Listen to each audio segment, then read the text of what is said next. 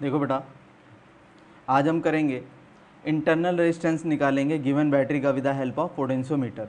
इसके लिए हमें क्या करना मैं आपको बताता हूँ। तो बेटा इसके लिए जो अरेंजमेंट है वो मैं आपको दिखाता हूँ। नंबर 1 पर आपने बैटरी लगा रखी है, नंबर 2 पर आपने एमीटर लगा रखा है, नंबर 3 पर आपने रोस्टेट लगा रखा है, इसका काम है करंट को कंट्रोल करना। यहाँ पर की 4 नंबर पर है, इसको प्रेस कर दोगे तो सिस्टम के अंदर करंट मेंटेन हो जाएगी।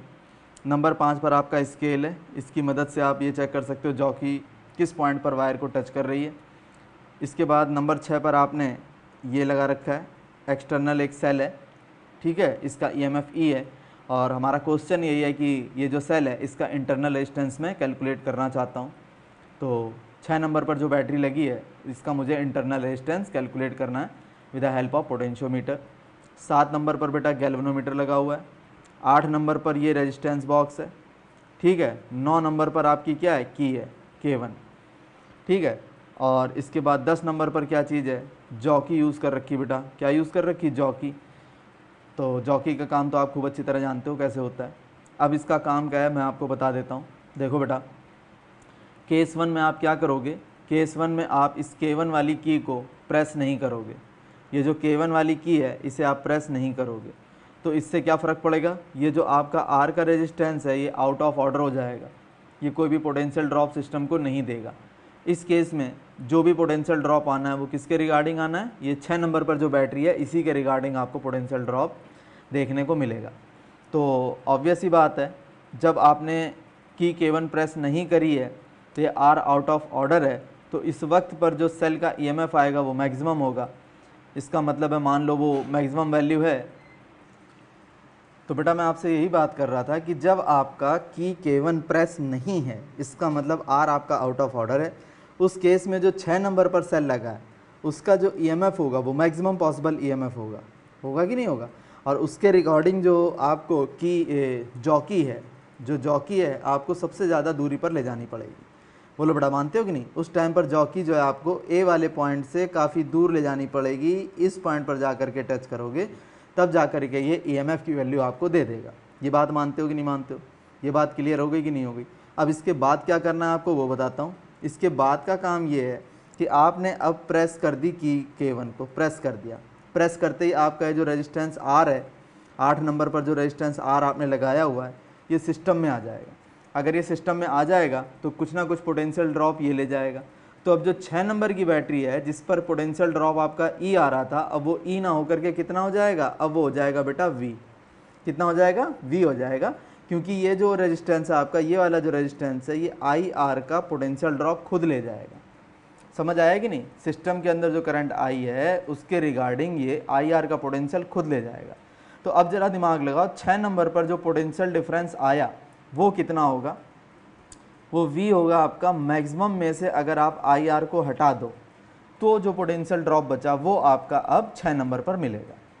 ये बात आपके दिमाग में सेट होनी चाहिए अच्छी तरह से कि जब मैंने की K1 को प्रेस नहीं किया था तो कैपिटल R मेरा आउट ऑफ ऑर्डर था, मतलब 8 नंबर पर जो रेजिस्टेंस है वो आउट ऑफ ऑर्डर है। उस केस में जो भी EMF बैटरी का आ रहा है, जो भी पोटेंशियल ड्रॉप आ रहा है वो मैक्सिमम वैल्यू है। और उसके लिए मुझे जॉकी को काफ़ी दूर ले जा करके टच करवाना पड़ा, J1 पोजीशन पे टच करवाना पड़ा। क्लियर होगी बात। लेकिन जैसे ही आपने क्या किया, की K1 को प्रेस किया तो ये जो रेजिस्टेंस 8 नंबर पे लगा हुआ है ये आपका ऑर्डर में आ जाएगा। तो कुछ पोटेंशियल ड्रॉप ये कंज्यूम कर लेगा या ये ले जाएगा जो I इंटू स्मॉल r है। तो अब 6 नंबर पर जो बैटरी के अक्रॉस टर्मिनल पोटेंशियल आएगा अब वो E नहीं रहेगा, अब वो V हो जाएगा। और V किससे आएगा, V is equal to E minus IR से आप उसकी वैल्यू आसानी के साथ कैलकुलेट कर सकते हैं। क्लियर होगी बात।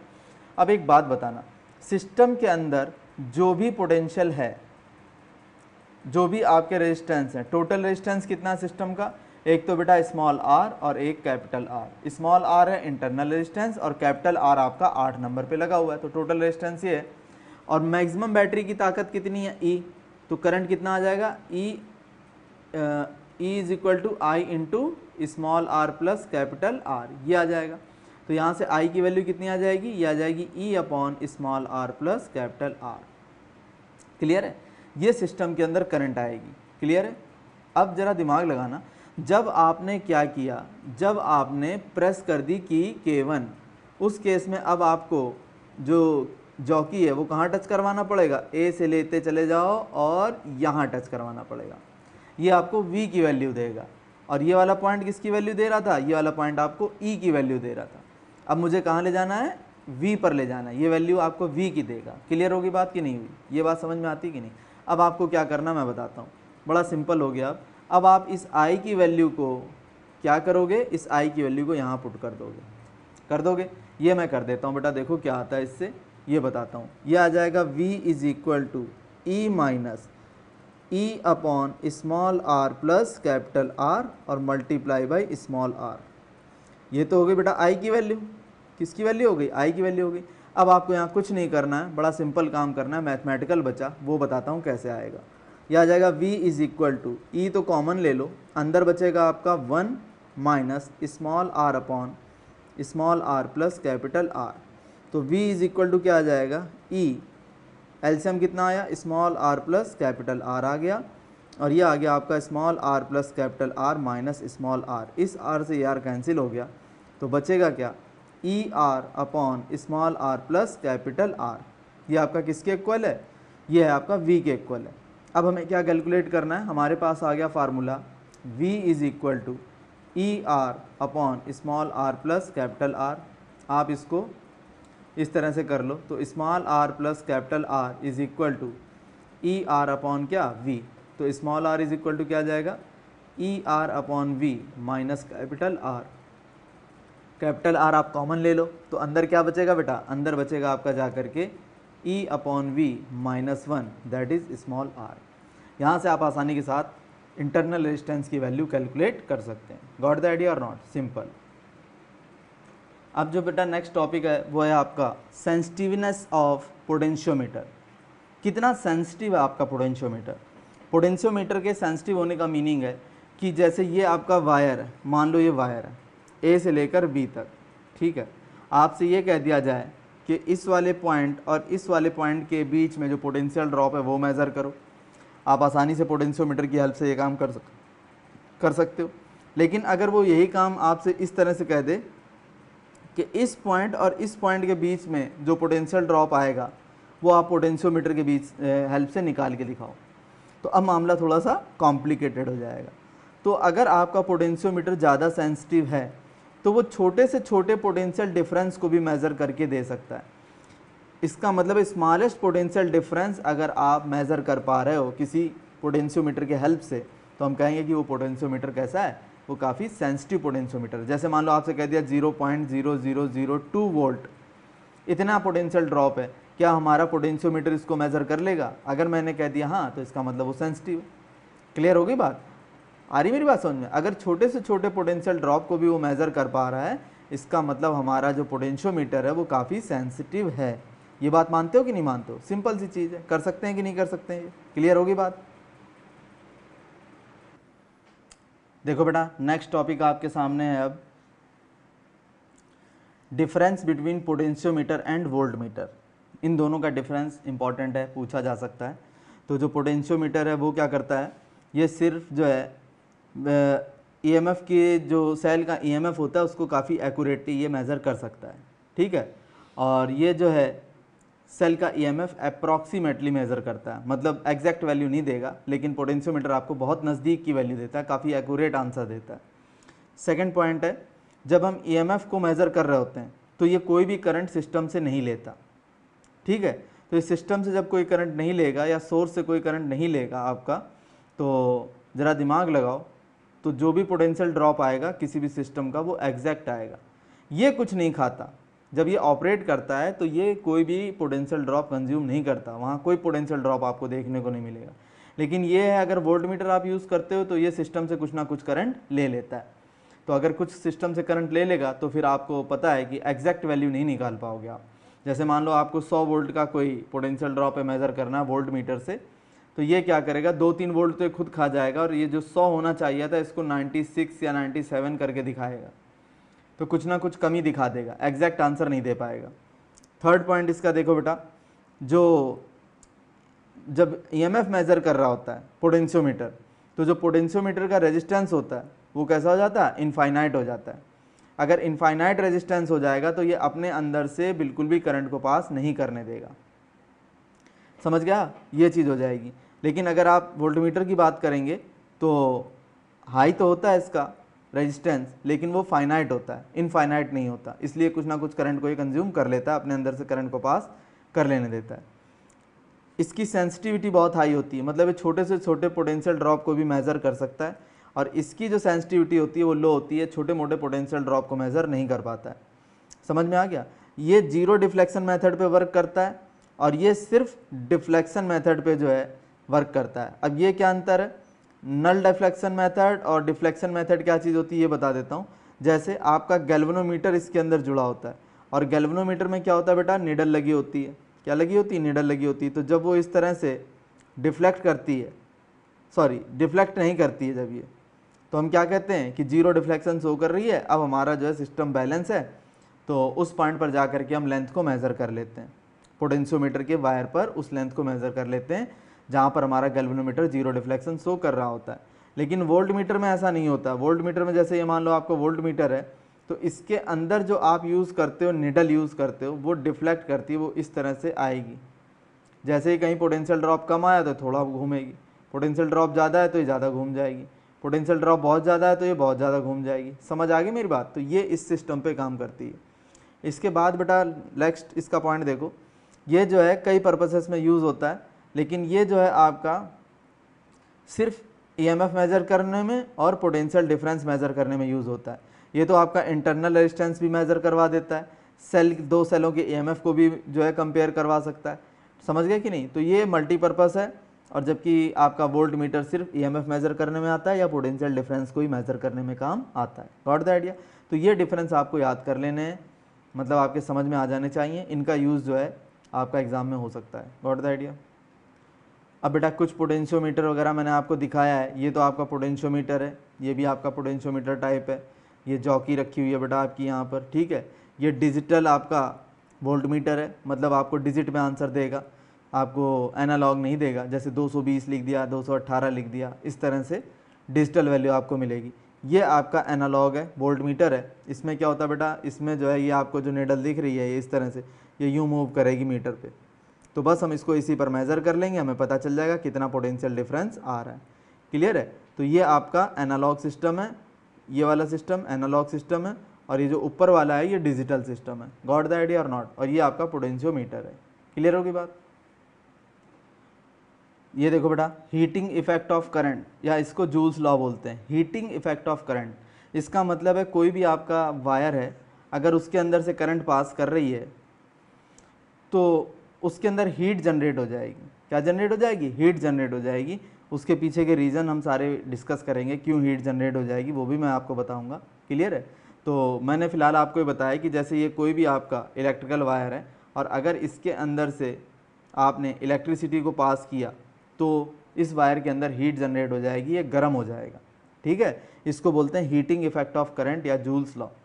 फार्मूला क्या होता है, H is equal to, H का मतलब हीट, आई स्क्वेयर करंट का स्क्वेयर, आर मतलब रेजिस्टेंस, टी मतलब कितने टाइम तक आपने वो करंट पास करी है। तो आई स्क्वेयर आर इंटू टी आपको क्या दे देता है, हीट दे देता है। और ये किस में होती है आपकी, ये आपकी जूल में होती है। ठीक है। अब अगर आप इसको कैलोरी में बदलना चाहते हो तो 4.2 से आप इसको डिवाइड कर सकते हो, क्योंकि एक कैलोरी में कितने होते हैं, एक कैलोरी में होते हैं 4.2 जूल होते हैं। समझ आया कि नहीं है बेटा। तो इसको जूल्स लॉ बोलते हैं हीटिंग का। और ये आपको याद रखना, H is equal to I square R into T. इसमें और भी फार्मूले डेवलप हो सकते हैं, जैसे I square R into T है, ये तो रहने दो। अब V इज इक्वल टू क्या होता है, आई इंटू आर। अब आप चाहते हो कि मेरे इस वाले फार्मूले में करंट ना रहे, तो मैं करंट की जगह क्या लिख सकता हूँ, मैं करंट की जगह लिख सकता हूँ V अपॉन आर। आई की वैल्यू क्या निकाल लूँ, आई की वैल्यू आ जाएगी V बाई आर। तो जहाँ आई लिखा है वहाँ मैं V बाई आर लिख दूंगा। एक काम ये खत्म हो गया। अब अगर आप चाहते हो कि मेरे सिस्टम में रेजिस्टेंस ना रहे, क्या ना रहे, रेजिस्टेंस ना रहे, तो मैं आर की वैल्यू को उठा करके यहाँ पुट कर दूंगा। कितनी आ जाएगी, वो V बाई आई आ जाएगी। तो इस तरह से एक फार्मूले से मैं 3 फार्मूले डेवलप कर सकता हूँ। समझ आ गया। तो H is equal to I square R T, very very important formula. इस पर बेस्ड न्यूमेरिकल भी आ सकते हैं, बड़ा सिंपल है। अगर जूल में है तो आई स्क्वेयर आर टी जूल हो जाएगा, कैलोरी में कन्वर्ट करना है तो 4.2 से डिवाइड कर दो, जो कि ये दिखाया हुआ है आपको इस तरह से। समझ आया कि नहीं आया। इस तरह से आप अपनी प्रॉब्लम को सॉल्व कर सकते हो।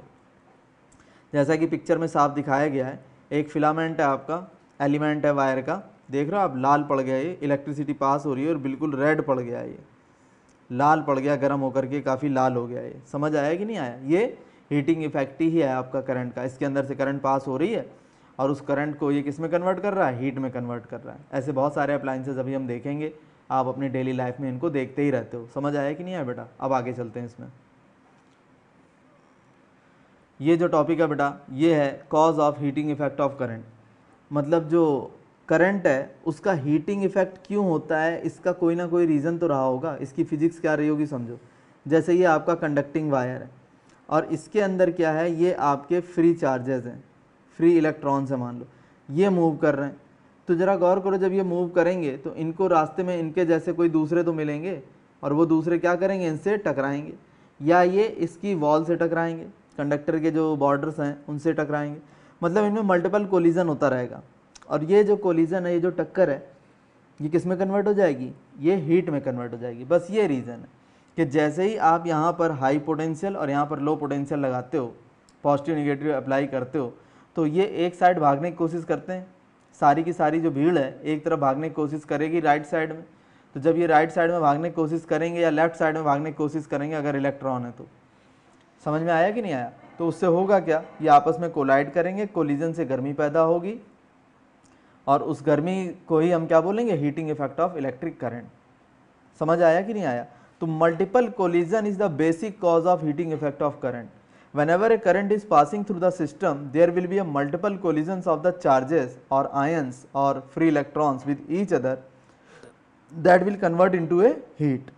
ठीक है, तो इनकी जो आपस में टक्कर है, ये टक्कर हीट बनाने का जो है रीज़न बनता है। समझ में आया कि नहीं आया? तो मैंने आपको कॉज भी बता दिया। अब बेटा करेंगे इलेक्ट्रिक पावर। इलेक्ट्रिक पावर क्या होती है? P इज इक्वल टू होती है बेटा V इंटू आई। ये पोटेंशियल डिफरेंस है और ये फ्लो करने वाली करंट है। अगर इन दोनों का आपस में मल्टीप्लाई कर दूं तो मुझे क्या मिल जाता है? मुझे पावर मिल जाती है। समझ आया कि नहीं आया? ये चीज़ हमारी पावर हो जाती है। P is equal to V into I, this is known as power.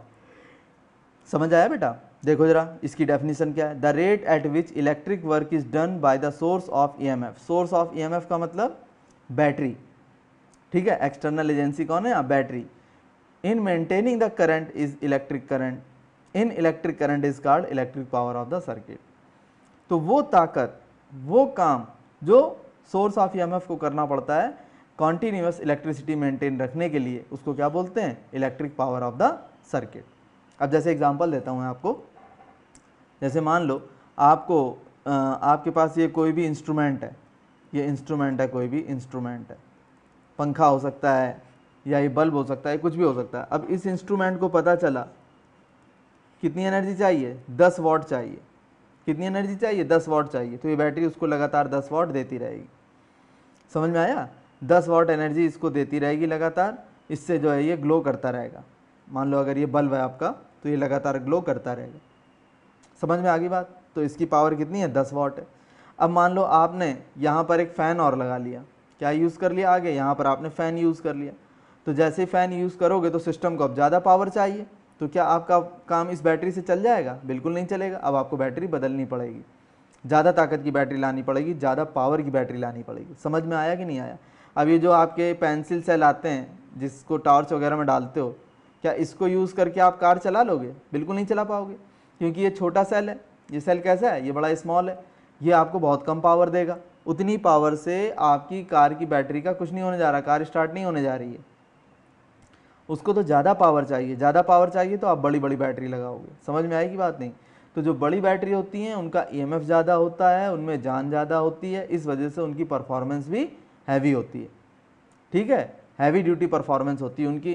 तो ये आपको याद रखना है, power is equal to V into I होता है। क्लियर होगी बात? अब हम आगे बात करेंगे किलोवाट की और मेगावाट की। किलोवाट का मतलब क्या होता है?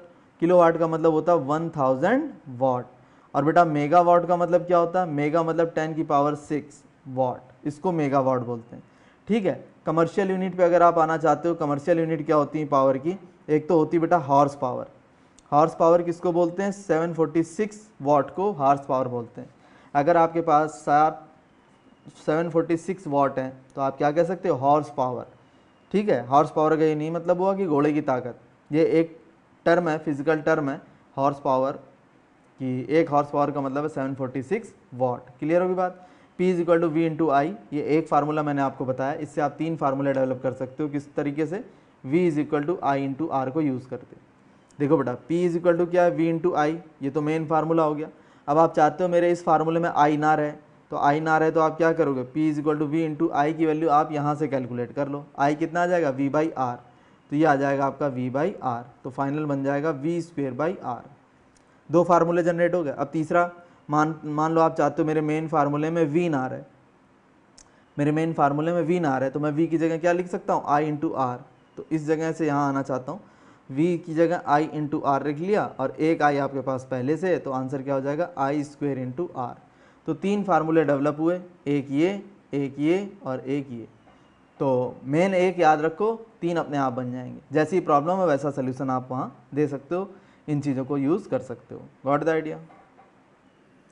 देखो बेटा, ये क्वेश्चन हम सॉल्व करेंगे। ये कहता है bulb of 484 ohm is producing light when connected to 220 volt. तो रेजिस्टेंस कितना है? 484। पोटेंशियल ड्रॉप कितना है? 220 वोल्ट। तो कह रहा है what is electric power of the bulb. Power पूछ रहा है, तो P इज इक्वल टू क्या होता है? V इंटू आई। अब आई तो दिया नहीं है, आई नहीं दिया तो आई को आप चेंज कर लो। आई को क्या लिख सकते हो? V by R. तो V तो ये रहा और एक V बाई आर ये आ गया। तो P इज इक्वल टू क्या बन जाएगा आपका? जा करके V स्क्वेयर बाई आर बन जाएगा। ये आपकी पावर की वैल्यू आ जाएगी। क्लियर होगी बात? मैं फिर बता देता हूँ, आपको क्या क्या पता था। आपको रेजिस्टेंस पता है और आपको वोल्टेज पता है, ठीक है, 2 चीज़ें पता है। लेकिन पावर क्या होती है? V इंटू आई। अब आपके फार्मूले में I है, I हमें पता नहीं है, तो उसको निकालने का रास्ता क्या है? I की जगह मैं क्या लिख सकता हूँ? V बाई आर लिख सकता हूँ। किस फार्मूले से? V is equal to I into R. इस फार्मूले से मैं I की वैल्यू कैलकुलेट कर लूँगा, पुट कर दूंगा, तो फाइनल आंसर क्या आएगा? V square by R. अब जरा गौर से देखो, आपको V की वैल्यू क्वेश्चन ने दे रखी है, R की वैल्यू क्वेश्चन ने दे रखी है, तो आप आसानी के साथ पावर की वैल्यू को कैलकुलेट कर सकते हो। गॉट द आइडिया और नॉट? Simple answer. ये क्वेश्चन देखो बेटा आपके सामने है, कह रहा how much current is drawn by the motor. एक मोटर है, वो कितना करंट ले जाएगी, मतलब आई की वैल्यू ये आपसे पूछ रहा है कितना करंट उसको चाहिए। अगर उसकी पावर कितनी है? 0.5 हार्स पावर, मतलब P इज इक्वल टू है 0.5, और हार्स पावर को अगर वाट में बदलोगे तो 746 से मल्टीप्लाई कर लो। इतने वाट की पावर है उस मोटर की, और जो पोटेंशियल डिफरेंस है उसके अक्रॉस वो कितना है? 220 वोल्ट का है। तो आप खूब अच्छी तरह जानते हो P इज इक्वल टू क्या होता है? V इंटू आई होता है। अब आपको क्या क्या पता है? आपको P पता है, आपको V पता है, क्या नहीं पता? I नहीं पता। तो यहाँ से आप आसानी के साथ I की वैल्यू को कैलकुलेट कर सकते हो। आपको ये पता चल जाएगा कि ऐसी इलेक्ट्रिक मोटर कितनी करंट को कंज्यूम करेगी, ये बात आपको यहाँ आसानी से पता चल सकती है। Got the idea? अब बेटा अगला टॉपिक है आपका इलेक्ट्रिकल एनर्जी। इलेक्ट्रिकल एनर्जी क्या चीज़ होती है ये बताता हूँ। इलेक्ट्रिकल एनर्जी का मतलब है किसी भी सिस्टम में, मान लो ये आपका कोई सिस्टम है या रेजिस्टेंस है, और इसमें आप कुछ करंट की वैल्यू को मेंटेन रखना चाहते हो, जिससे ये जो आपका रेजिस्टेंस दिख रहा है, मान लो ये पंखा है या बल्ब है, ये लगातार अपना काम करता रहे, तो इसको लगातार करंट की डिमांड रहेगी, ठीक है। तो वो करंट कौन देगा? एक एक्सटर्नल सिस्टम देगा, जैसे बैटरी हो गई या सेल हो गया, वो ये काम करेगा।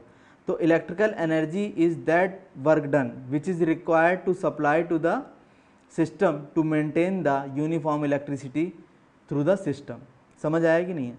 इसका मतलब है कि इलेक्ट्रिक वर्क डन वो चीज़ है जिसकी जो हमें करना पड़ता है, या जो बैटरी करती है, क्या काम करने के लिए? सिस्टम के अंदर एक कांस्टेंट करंट की वैल्यू को मेंटेन रखने के लिए। जैसे मान लो इस रेजिस्टेंस को, ये पंखा है, इसको चाहिए 1 एम्पियर की करंट लगातार चाहिए, तो ये अपनी परफॉर्मेंस देगा, ये लगातार आपको हवा देता रहेगा। क्लियर है? तो इसके लिए 1 एम्पियर की करंट को मेंटेन रखने के लिए आपने क्या अरेंजमेंट किया? एक बैटरी लगा दी। बोलो बेटा समझ आता है कि नहीं आता है? ये चीज़ आपने कर दी। क्लियर हो गया? अब अगर आप ये चाहते हो, जैसे ही आप बैटरी को बंद कर दोगे या बैटरी को सिस्टम से हटा दोगे, तो करंट मिलना बंद हो जाएगी। करंट मिलना बंद हो जाएगी तो पंखा अपना काम बंद कर देगा। समझ आया कि नहीं आया? जो फ़ैन है वो अपना फंक्शन जो है उसको परफॉर्म नहीं करेगा। तो अगर वो अपना फंक्शन परफॉर्म करना चाहता है तो उसे लगातार 1 एम्पियर की करंट चाहिए। अब मान लो आप उसको 1 एम्पियर ना दे करके 0.5 एम्पियर दे रहे हो, तो क्या वो काम करेगा? हाँ बिल्कुल करेगा, लेकिन अब उसकी परफॉर्मेंस पहले से ख़राब हो जाएगी।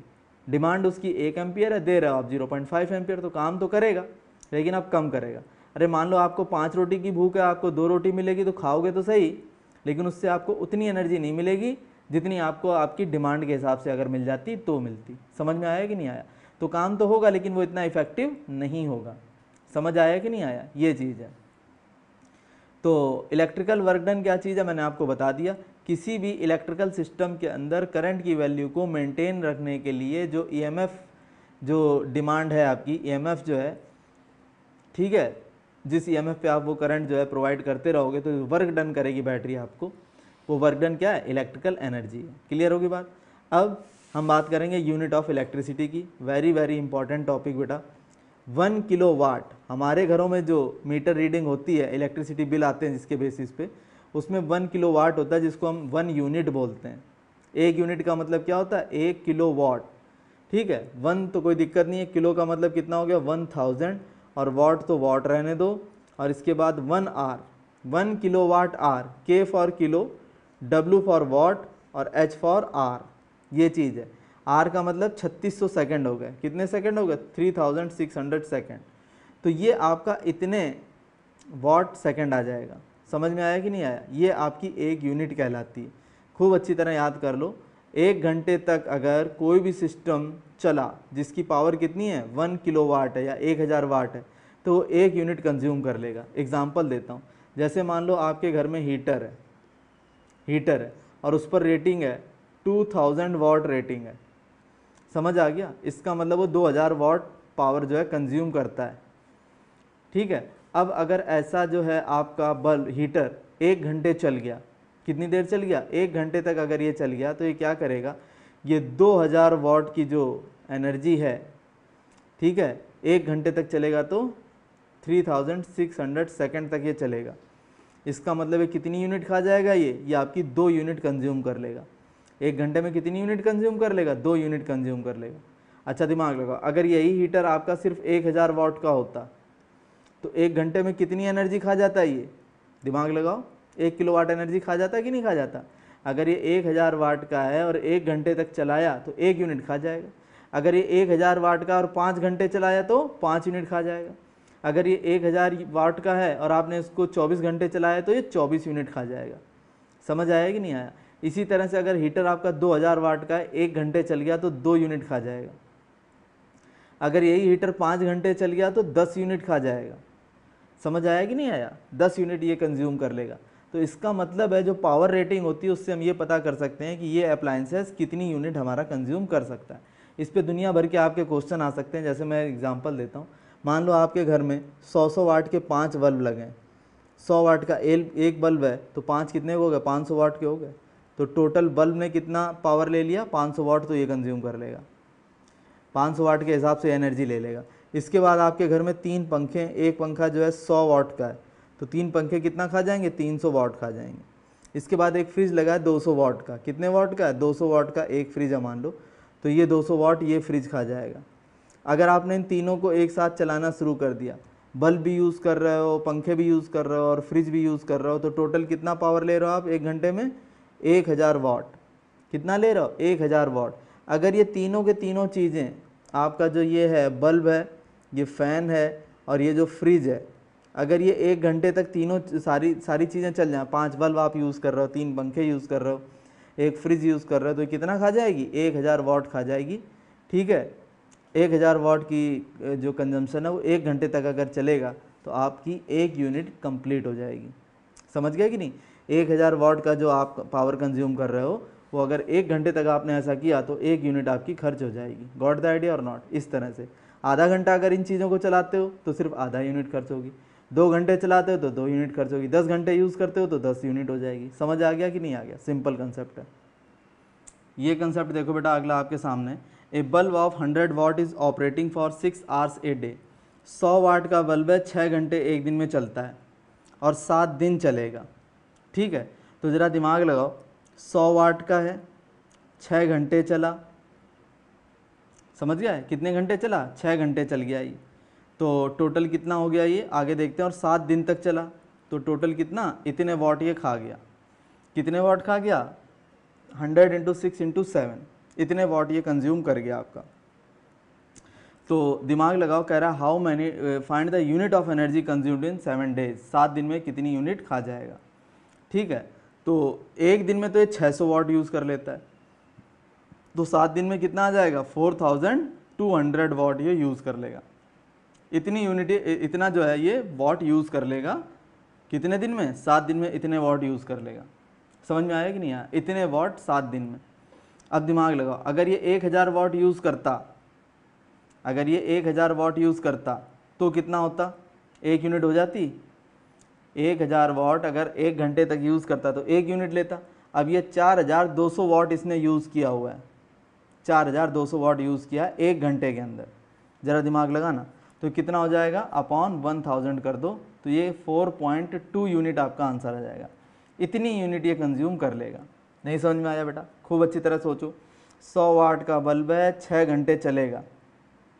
समझ में आ गई बात, 100 वाट का बल्ब 6 घंटे चलेगा, तो टोटल कितना 600, तो सीधे सीधे ये वाट खा गया, ये 600 वाट एनर्जी इसकी जो है यूज़ हो गई।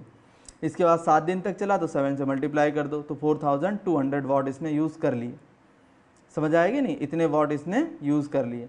अगर ये 1000 वाट यूज़ करता 1 घंटे में तो 1 यूनिट होती, तो 4200 वाट अगर ये यूज़ कर रहा है 1 घंटे में, तो टोटल कितनी यूनिट आ जाएगी, 4.2 यूनिट आपकी आ जाएगी। क्लियर हो गया, ये चीज़ ऐसे होगी।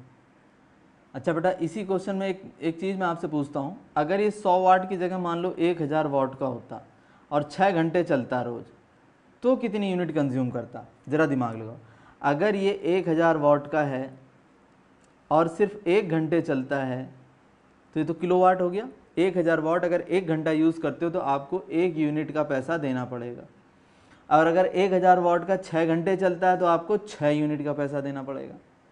मानते हो कि नहीं मानते हो। अब अगर यही 1000 वाट का 6 घंटे रोज़ चलता और 7 दिन तक चला तो कितनी यूनिट के पैसे देने पड़ेंगे, 6 × 7, 42 यूनिट के आपको पैसे देने पड़ जाएंगे। देने पड़ते कि नहीं पड़ते, खूब कॉमन सेंस की बात लगा लो बेटा। अगर 1000 वाट का बल्ब है, 1 घंटे चलता है तो 1 यूनिट देगा, 1 यूनिट का पैसा जाएगा। 6 घंटे चलेगा तो 6 यूनिट का पैसा देना पड़ेगा, और अगर यही चीज़ 7 दिन तक चली तो आपको 42 यूनिट का पैसा देना पड़ता। तो अब हमारा जो बल्ब है वो 1000 वाट का कहाँ था, वो तो सिर्फ 100 वाट का है ना। तो उसके हिसाब से मैंने सारा डाटा आपको पहले दे दिया कि 100 वाट का है, 6 घंटे चलता है, 7 दिन तक चलता है, तो टोटल कितनी यूनिट हो गई, 4200/1000। तो 4.2 यूनिट का पैसा आपको देना पड़ जाएगा। गॉट द आइडिया, इस तरह से करेंगे। Thank you. थोड़े से और देख लो बेटा, इसमें क्वेश्चन में करा देता हूँ आपको। Some aspects of heating effect of current. Heating effect of current के कुछ एस्पेक्ट देख लो आप, जैसे the wire supplying a current to an electric lamp are not practically heated while the filament of lamp becomes white hot. देखो बेटा, ये आपका वायर है और इस वायर से आपने बल्ब जो है कनेक्ट किया हुआ है, तो ये कह रहा है बल्ब का जो फिलामेंट है वो तो बहुत गर्म हो जाता है, लेकिन ये वायर गर्म नहीं होते। उसका रीज़न बता देता हूँ। इसका जो फिलामेंट है, इसका जो रेजिस्टेंस है ये कैसा है, हाई है, इस वजह से ये जो है आपका हॉट हो जाता है, गर्म हो जाता है। लेकिन ये जो वायर्स हैं इनका रेजिस्टेंस कैसा है, लो है, इसलिए ये हीट नहीं करते। सेकंड पॉइंट है electric iron, electric press, electric heater, electric rod, ये सब दिखाएं। ये इलेक्ट्रिक आयरन है आपका, ये इलेक्ट्रिक हीटर है, ये इलेक्ट्रिक या हीटिंग रॉड है, पानी वगैरह जिससे गर्म करते हैं, ये वो रॉड है आपकी। ठीक है, तो ये आपके कुछ एग्जांपल्स हैं जो हीटिंग इफेक्ट ऑफ करंट को शो करते हैं। करंट जाएगी, इसको हीट कर देगी और इस हीट को हम कहीं ना कहीं यूज़फुल वर्क में ले लेंगे। इसी तरह बेटा आपके सामने है ये फिलामेंट बल्ब है, इनकैंडेसेंट इलेक्ट्रिक बल्ब है। इसके बाद fuse wire, very important. Fuse wire क्या होते हैं, आपने घरों में भी देखे होंगे फ्यूज़ वायर कैसे होते हैं बेटा। देखो ये फ्यूज़ है आपका, ये भी आपका SMD फ्यूज़ है, कंप्यूटर्स वगैरह में यूज़ होते हैं। ये एक्सियल फ्यूज़ है, और ये आपके मीटर में जो लगते हैं वो वाले फ्यूज़ हैं। ये सारे के सारे क्या हैं, फ्यूज़ हैं आपके। इसके बाद जरा हम थोड़ी सी बात करते हैं efficiency of an electric device. मान लो आप जो है पंखे की परफॉर्मेंस देखना चाहते हो, ठीक है, तो आपने क्या किया, पंखे को मान लो 1000 वाट दे दिए, 1000 वाट दे दिए, और उसने आपको 500 वाट के बराबर ताकत दी। उसने जो वर्क किया सिर्फ वो 500 वाट के हिसाब से किया, तो एफिशिएंसी क्या है इसकी एफिशिएंसी 1/2 है, मतलब 0.5, या फिर आप कह सकते हो 50% परफॉर्मेंस है। क्लियर है। लेकिन अगर इसी ने मान लो आपने इनपुट कितना दिया था 1000 वाट, और इसने कितना दे दिया 900 वाट के बराबर एनर्जी आपको वर्क करके दे दिया, तो फिर आप क्या कहेंगे, इसकी एफिशिएंसी कितनी है, 90% है। तो सीधा सीधा एफिशिएंसी का लेना देना किससे, कितना खाया और उसके रिगार्डिंग कितना काम करके दिखाया। खा तो पूरे दिन गए बहुत सारा, लेकिन काम कुछ भी नहीं किया, इसका मतलब एफिशिएंसी आपकी बहुत कम है। समझ में आया कि नहीं? अच्छा, ध्यान रखना है ये इनपुट से ज़्यादा आउटपुट नहीं हो सकता है। ऐसा नहीं हो सकता कि 1000 उसने कंज्यूम कर लिया और दे दिया 1100, ऐसा नहीं होता है, उससे एफिशिएंसी नहीं आएगी। समझ गए कि नहीं? तो एफिशिएंसी हमेशा 100 से लो रहती है। Got the idea? और इलेक्ट्रिक मोटर की अगर आप बात करोगे तो इनपुट में क्या जाता है? इलेक्ट्रिक पावर जाती है। अरे जो इलेक्ट्रिक मोटर होती है उसको वायर से जब आप कनेक्ट करते हो तो उसके अंदर करंट जाती है, और जब करंट जाती है तो जो आपकी इलेक्ट्रिक मोटर है उसका जो सैफ्ट है वो मूव करता है, घूमता है। जैसे ये आपकी मोटर है ना, ये आपकी मोटर है मान लो, इसमें ये सैफ्ट लगा है, ये लगातार घूमेगा घूमेगा, फिर इसको आप यूज़ कर सकते हो। तो जब ये घूमेगा तो ये मैकेनिकल वर्क है। तो mechanical power, output mechanical power. Input में क्या देते हो आप? इनपुट में तो देते हो आप इलेक्ट्रिसिटी, और आउटपुट में आपको क्या मिलता है? मैकेनिकल वर्क मिल जाता है। समझ आ गया कि नहीं? तो ये आपकी एफिशिएंसी होती है मोटर की, कितनी इलेक्ट्रिकल पावर कंज्यूम करी, उसके रिगार्डिंग कितनी मैकेनिकल पावर आपको वापस दे दी। समझ गए कि नहीं? अगर इसको करंट की वैल्यू आप कम दोगे, आई की वैल्यू कैसी रखोगे? लो रखोगे, तो ये जो घूम रही है ना सैफ्ट, ये घूमेगी नहीं, धीरे धीरे घूमेगी, तो आपको मैकेनिकल वर्क भी कम मिलेगा। और अगर आई की वैल्यू आपने हाई कर दी तो ये फटाफट काफ़ी तेज़ी के साथ घूमेगी, ये काफ़ी तेज़ी के साथ घूमेगी, तो आपको मैकेनिकल वर्क भी ज़्यादा मिल जाएगा। Got the idea? इस तरह से प्रॉब्लम आपकी सॉल्व होती है।